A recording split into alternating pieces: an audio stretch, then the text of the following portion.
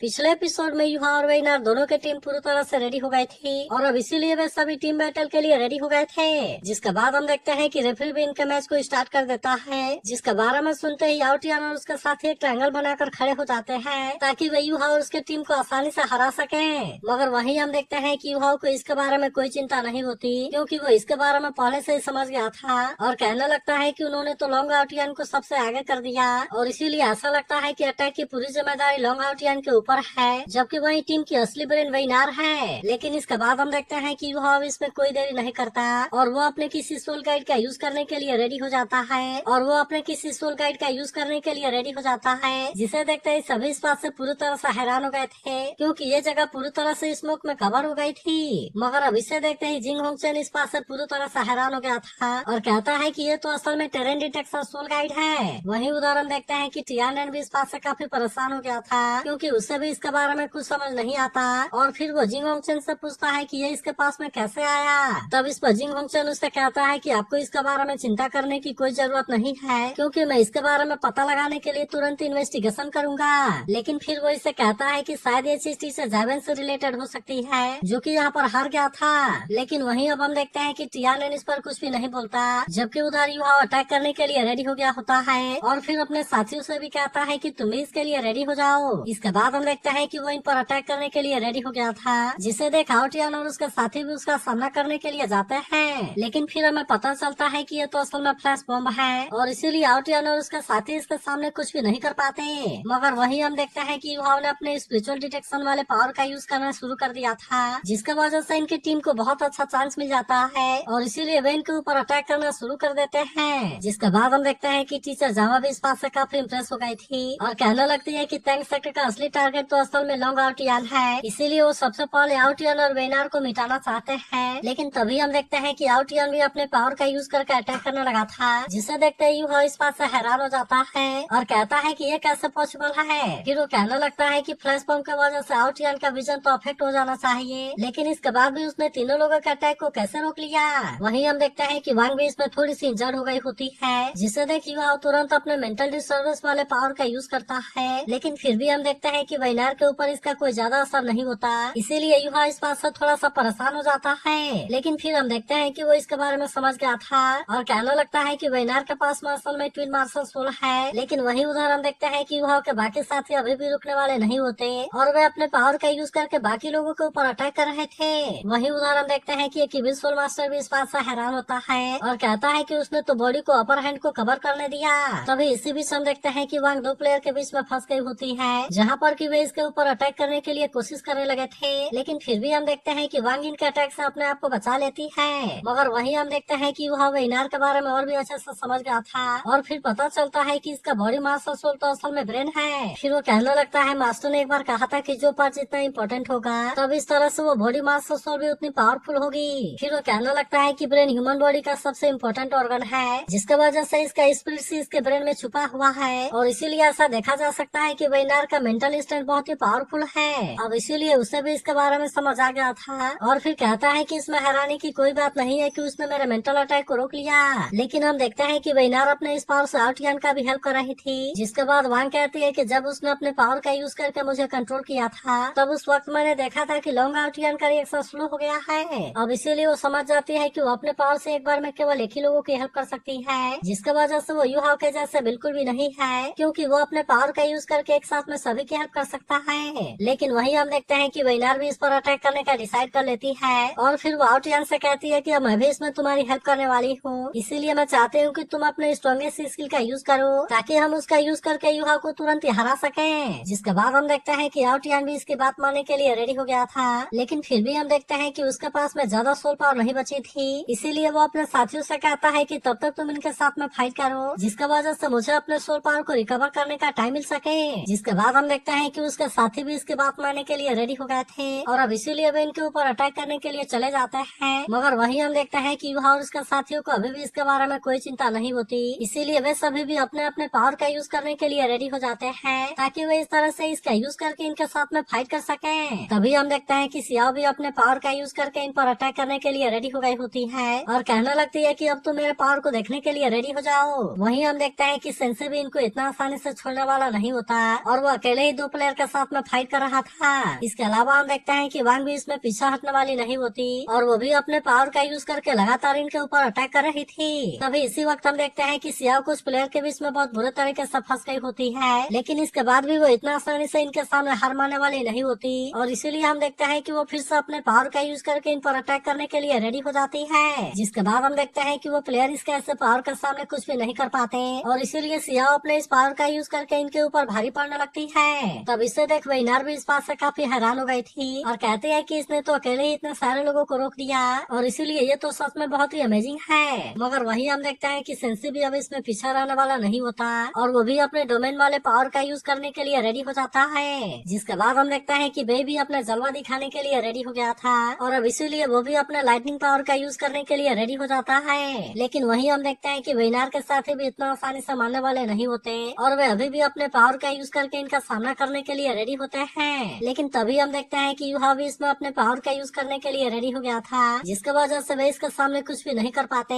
और फिर हम देखते हैं कि वे उसके सामने कमजोर पड़ने लगते हैं। तब इसे देखते ही वेइनार इस बात से काफी परेशान हो जाती है क्योंकि उधर वांग भी अपने 6 मैंगी स्टार अरे का यूज करने के लिए रेडी हो गई थी। जिसके बाद हम देखते हैं कि वेइनार ने भी अपने पावर का यूज करना शुरू कर दिया था और इस तरह से वो अपने 2 प्लेयर को इसमें से आजाद करा देती है जो कि अपने पावर का यूज करके इन पर अटैक करने के लिए रेडी हो गए थे। तभी इसी बीच हम देखते हैं कि वांग इविल गॉड के लाइट पावर का यूज करने की कोशिश करती है, लेकिन इसके बाद भी इनको इसके बारे में कोई चिंता नहीं होती और फिर हम देखते हैं कि वे अपने पावर का यूज करके उसके ऊपर अटैक करने के लिए चले गए थे। लेकिन वही हम देखते हैं कि वांग को अभी भी इसके बारे में कोई चिंता नहीं होती, इसीलिए वो अपने पावर का यूज करके इनके ऊपर अटैक करने के लिए रेडी होती है। जिसके बाद हम देखते हैं कि वे इसके इस पावर के सामने कुछ भी नहीं कर पाते, मगर फिर भी हम देखते हैं कि वेइनार इतना आसानी से हार मानने वाली नहीं होती और कहती है कि चलो मैं भी इसमें तुम्हारी हेल्प करती हूँ। इसके बाद हम देखते हैं कि वो इसमें कोई भी देरी नहीं करती और तुरंत अपने पावर को एक्टिवेट कर लेती है ताकि इसका यूज करके वो आउटियन के सोल पावर को जल्दी से रिकवर करा सके। जिसके बाद हम देखते हैं कि आउटियन की पावर और भी तेजी से रिकवर होने लगती है, जबकि वहीं इसके बाकी साथी इससे प्रोटेक्ट करने में लगे होते हैं। मगर अब इससे देखते हैं युवा इस बात से काफी परेशान हो गया था और फिर हम देखते हैं कि वो अपने और ज्यादा पावर का यूज करके अटैक करना शुरू कर देता है। जिसके बाद हम देखते हैं कि सियाओ भी इसमें इतना आसानी से पीछे हटने वाली नहीं होती,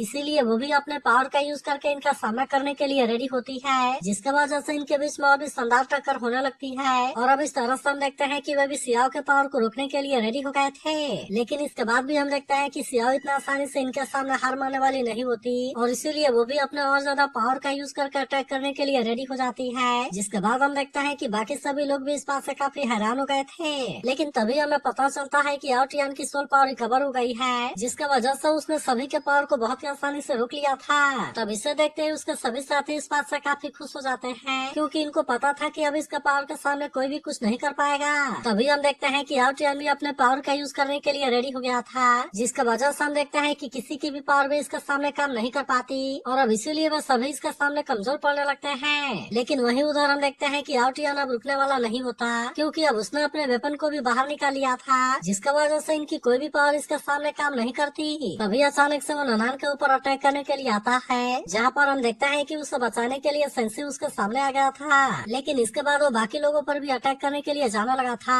जिसके बाद हम देखते हैं कि काइतो भी अपने पावर का यूज करके इसे रोकने के लिए कोशिश करता है, लेकिन फिर भी हम देखते हैं कि वो इसके सामने ज्यादा कुछ नहीं कर पाता। वहीं हम देखते हैं कि बेई और बाकी लोग भी इनके ऐसे पावर के सामने कुछ नहीं कर पाते और अब इसीलिए भी इनके सामने कमजोर पड़ने लगते हैं, जिसे देखते ही बाकी सभी लोग भी इस बात से काफी हैरान हो गए थे। तभी हम देखते हैं कि एक सोल मास्टर इस बात से काफी इम्प्रेस हो गया था और कहता है कि इसने तो सच में कमाल कर दिया क्योंकि उसने अकेले ही पूरे सिचुएशन को रिवर्स कर दिया। लेकिन इसके बाद भी हम देखते हैं कि आउटियन शांत होने वाला नहीं होता और अब उसने युहा के ऊपर अटैक करने का डिसाइड कर लिया था, जहाँ पर हम देखते हैं कि वो लगातार इसके ऊपर अटैक करना शुरू कर देता है, इसीलिए युहा को इसमें कुछ भी करने का कोई चांस नहीं मिल पाता। और फिर हम देखते हैं कि आउटियन ने उसके उस सोल गाइड को तोड़ दिया था, लेकिन इसके बाद हम देखते हैं कि वो अपने असली पावर का यूज करके युहा के ऊपर अटैक कर देता है, जिसे देखते ही सभी लोग भी इस बात से काफी परेशान हो गए थे और सबको ऐसा लग रहा था कि युहा इसमें अपने आप को नहीं बचा पाएगा। जिसके बाद हम देखते हैं कि वही जिंग होंगचेन भी इस बात से काफी खुश होने लगा था क्योंकि उसे भी ऐसा लगता है कि युहा इसमें मारा गया। मगर तभी आउटियन को पता चलता है कि किसी पावर ने युहा को बचा लिया, इसीलिए हम देखते हैं कि जिंग होंगचेन भी इस बात से काफी हैरान हो गया था क्योंकि उसे भी समझ में नहीं आता कि ये हुआ कैसे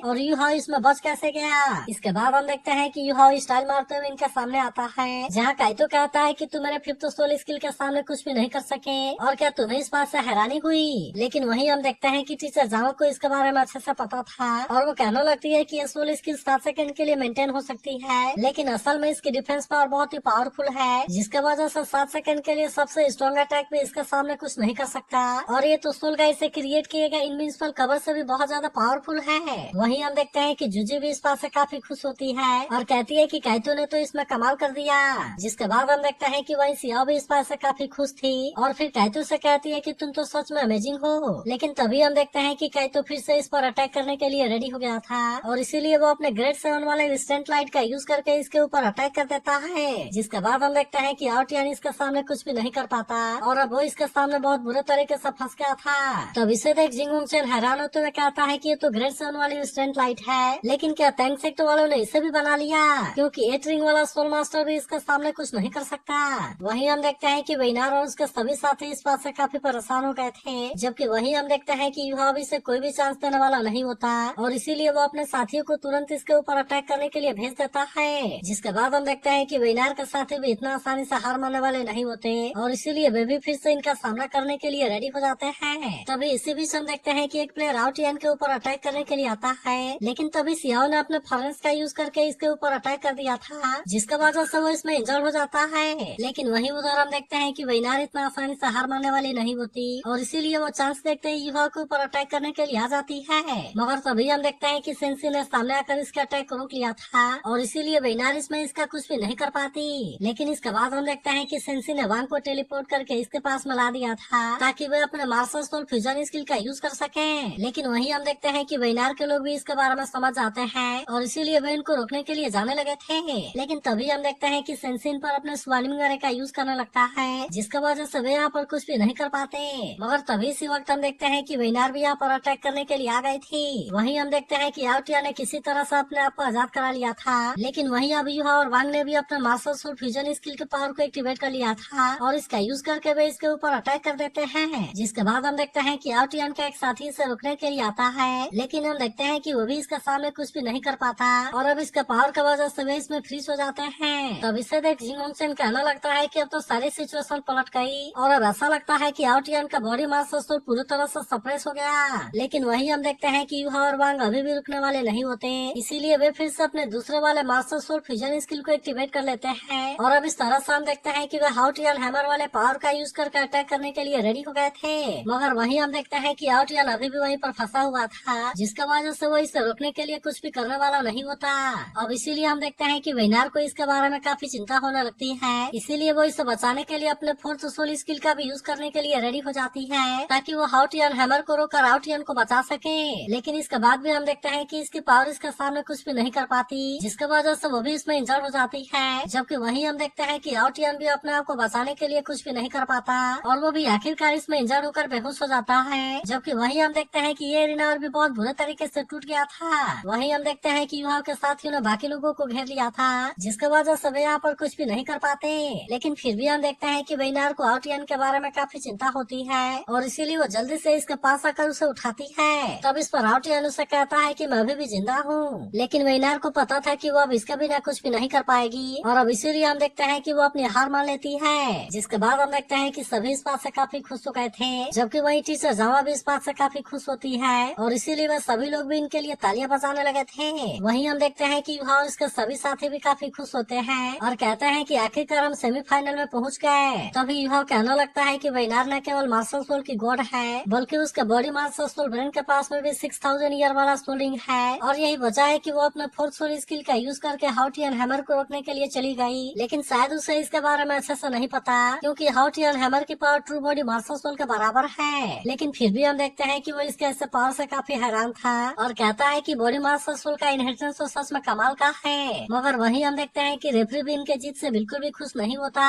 वहीं टियान कहना लगता है कि टैंक सेक्ट भी इसमें जीत गया और इस तरह से श्रेक एकेडमी के दो टीम सेमीफाइनल में पहुंच गए। लेकिन तभी नेशनल मास्टर उसे कहता है कि आपको इसके बारे में टेंशन लेने की कोई जरूरत नहीं है, क्योंकि हमारा होली स्पिरिट सेक्ट उनको इतना आसानी से नहीं जीतने देगा। अब इतनी बात कहने के बाद वो यहाँ से चला जाता है, जबकि वहीं हम देखते हैं कि टियान इसके बारे में कुछ भी नहीं बोलता। वहीं हम देखते हैं कि वेनार बेई के पास आती है और ये गेम जीतने के लिए इनको कंग्रेचुलेट करती है। तब इस पर बेई कहता है कि हम भी इसके बारे में झूठ नहीं बोल रहे हैं, लेकिन ये मैच जीतना हमारे लिए भी उतना आसान नहीं था। तभी आउटियन कहता है उम्मीद करता हूँ कि फिर से कम्पीट करने के लिए चांस मिलेगा, जिस पर र्यू हाउ भी कहता है कि हम भी इसके लिए एनी टाइम रेडी हैं। तभी वहीना र्यू हाउ से कहती है कि सेमीफाइनल में तुम्हें अपने ओपोनेंट से केयरफुल होना पड़ेगा, क्योंकि उनका सामना कर पाना इतना आसान नहीं है। जबकि वहीं हम देखते हैं कि वे लोग भी इनका सामना करने के लिए रेडी होते हैं और वे भी यहाँ से जाने के लिए रेडी हो गए थे। वहीं जूजी टियानन से कहती है कि आप तो काफी टाइम से शांत हैं, लेकिन मुझे लगता है कि अभी आपको इसके बारे में ज्यादा चिंता नहीं करनी चाहिए, क्योंकि नेशनल मास्टर ने भी कहा कि वे इसके बारे में कुछ जरूर करेंगे।